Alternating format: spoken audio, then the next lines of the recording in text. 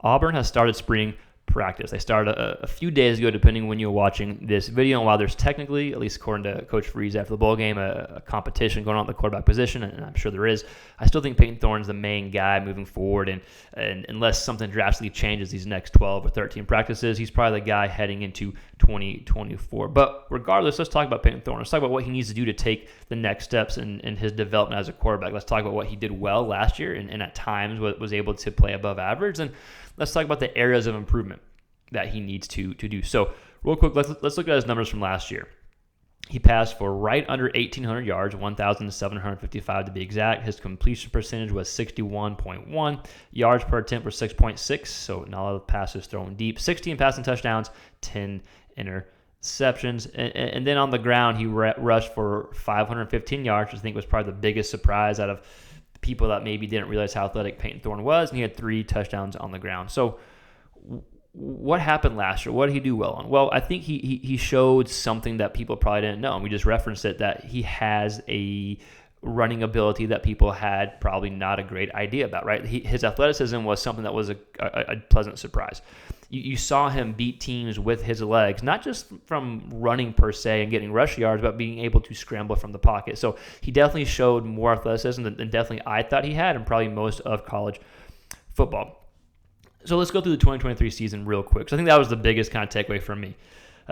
He started off kind of just whatever, right? Like kind of up and down. And then he had a good little stretch where it seemed like maybe he was taking the next steps. Maybe he was picking up the offense really well. The games against Vandy, Mississippi State, and Arkansas. That 3-game stretch was his best 3-game stretch last year. Excuse me. 8 of his 16 passing touchdowns came in those 3 games. And they were all W's. And so after those 3 games, I was starting to think, okay, Payton Thorne's taking the next step. Like, he's shown athleticism, but now he's actually developing the passing game as well. He's a bit more accurate. He's taking care of the football. He had like 8 touchdowns to, I don't know how many picks he had in those 3 games, maybe 1 or 2. But he was taking care of the football and throwing touchdowns. So you had to have some encouragement and takeaway from that. And then the wheels kind of fell off at the end of the season. And then that's when you lost to New Mexico State. Didn't play good versus Alabama, and then didn't play good versus Maryland in the bowl game. So definitely a rocky season, but I think it was his first season in Hugh Freeze's offense. I think we're definitely more on the optimistic side. If you look at quarterbacks like Jackson Dart, he had a year to develop, and last year was one of the best quarterbacks in the SEC. So I'm not saying it's going to happen with Payton Thorne, but there's definitely a pathway there. There's definitely opportunity there. So where are the big reasons, or where are the big areas to improve on? Well, I think it all comes back to the passing game for Payton Thorne. The running game's fine. Like, even if he had 100 yards running this coming up season, but did a lot better throwing the ball, I think as Auburn fans, you would take that for the offense. But I think he's got another year in the system for Hugh Freeze's offense, and that's huge. He's got another spring practice coming on his belt. That's huge. Another summer camp, another fall camp. I think that's huge. So I think there's a lot of opportunity to improve, but where does he need to improve? I think number one is pushing the ball downfield.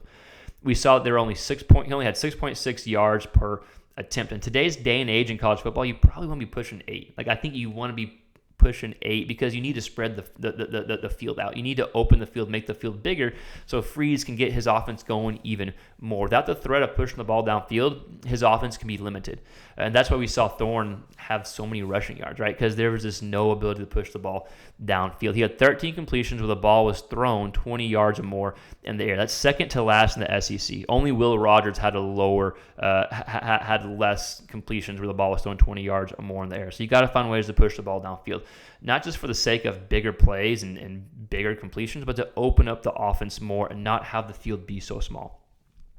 Something else that I think was interesting was, and I think improvement needs to be done somewhere, I'm not sure exactly where yet, but that's his play action against his straight dropbacks. So he was much better off play action than he was on straight dropbacks, which is common, especially in college football. So his play action, he had 8 passing touchdowns, only 2 picks.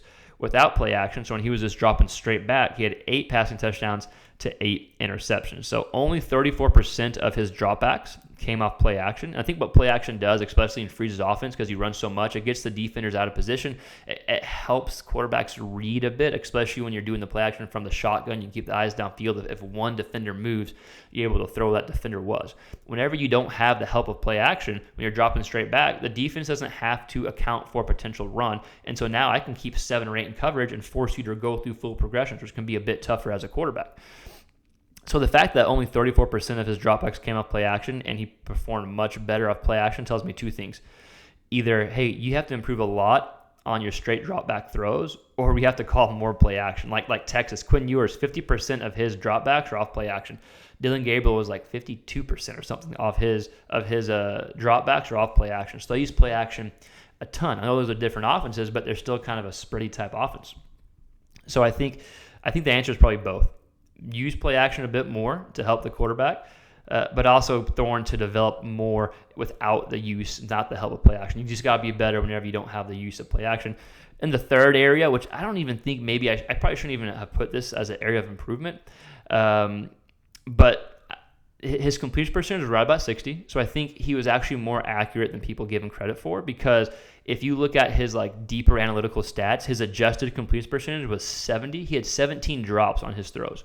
So if you take away those drops, even half those drops, his completion percentage is more in the 65 range, right? So I think he was more accurate than given credit for. But I think that the biggest area of improvement has to be finding ways to push the ball downfield and take care of the football. No killing interceptions, and just finding a way to spread the offense and make the field a bit bigger.